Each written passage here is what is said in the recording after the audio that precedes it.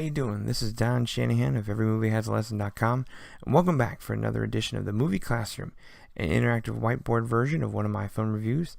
This week we have Edgar Wright's Baby Driver. For me, this is a 4-star out of 5-star film, a real nice piece of entertainment for the summer, and this is my review. Alright. 5 years ago, when I reviewed the Joseph Gordon-Levitt vehicle Premium Rush, I coined a term for an action subgenre that I like to call kinetic movies. They are snappy films that are always on the move in some way, shape, or form, from their cameras to their characters. Kinetic movies are busy and relentless, not brainless or over the top. Time is their number one element, and they work with a payoff or deadline in mind. Most importantly, kinetic films are crafty enough to bring the audience into their rapid pace without exhausting their good ideas or gimmicks in the first hour.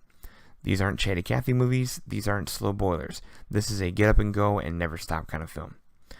The films of Edgar Wright pulse with a signature flair for visual comedy built on wildly imaginative stylings in the areas of music, framing, camera movement, sound effects, and editing. His creative trickery wins for looks every time, but it also constantly advances the storytelling at hand. For that and so much more, Baby Driver is a first-rate example of a kinetic film and joins the top ranks of Wright's filmography. The chassis of Baby Driver is the familiar, quote, one more job predicament, but it's smashed and splashed with jolts and sprays of meet-cute romance, catchy music, brass balls, and sheer action. Divergent star Ansel Elgort is Baby, a shades-wearing, self-made getaway driver working for a powerful Atlanta crime czar nicknamed Doc, played with Oscar-winning Slither from Kevin Spacey. His ungodly skill behind the wheel is fueled by coffee, regret, and the ever-present and obsessively curated playlists of music piped through his earbuds or the car stereo. Baby is working to pay off debt to Doc and has managed to keep his hands predominantly clean doing this dirty work. Gravitating to landmarks from a personal tragedy in his past, Baby catches the eye of affection for a fetching diner waitress named Deborah, played by Cinderella herself, Lily James. They dream of hitting the road and putting Atlanta's woes behind them. Close to being square, Doc twists a threatening and coercive knife to pull Baby back in for a brass ring job of taking down the city post office.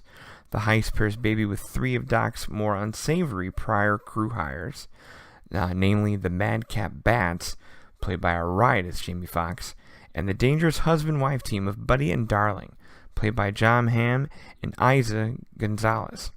Like all One Last Job stories, the shit most certainly hits the fan. The delivery and ways Edgar Wright bends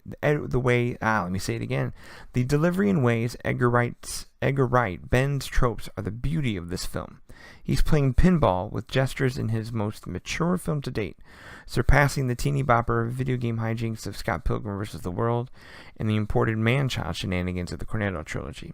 This film really does feel like a true, full-bodied Hollywood film more than just a playful thing that he's done across the pond in the UK.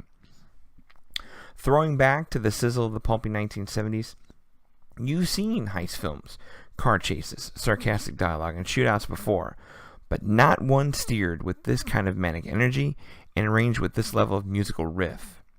Baby Driver is stoked by a fiery and massive soundtrack of 30-plus semi-diegetic songs from across eras, including 3 new original tracks from Danger Mouse, Sky Ferreira, and Kid Koala.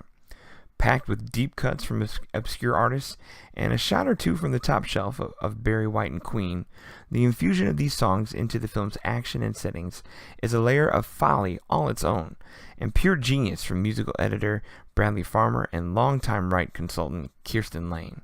What looks and feels like an improvised jazz session of hairpin turns, coffee runs, squealing breaks, shouted expletives, and rapid-fire chicanery set to this soundtrack is all dexterously choreographed by Ryan Heffington, who, to me, is the hidden MVP of Baby Driver. The camera and the coolness, for that matter, simply never stop. Matrix Trilogy cinematographer Bill Pope juggles long tracking shots with swirling camera movement and the crisp cuts of the editing team of Jonathan Amos and Paul Matchless.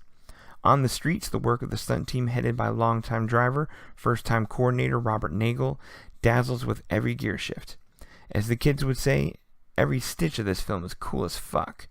While it carries on a little too long in the climax and epilogue, Baby Driver is perfectly preposterous escapism for the summer season.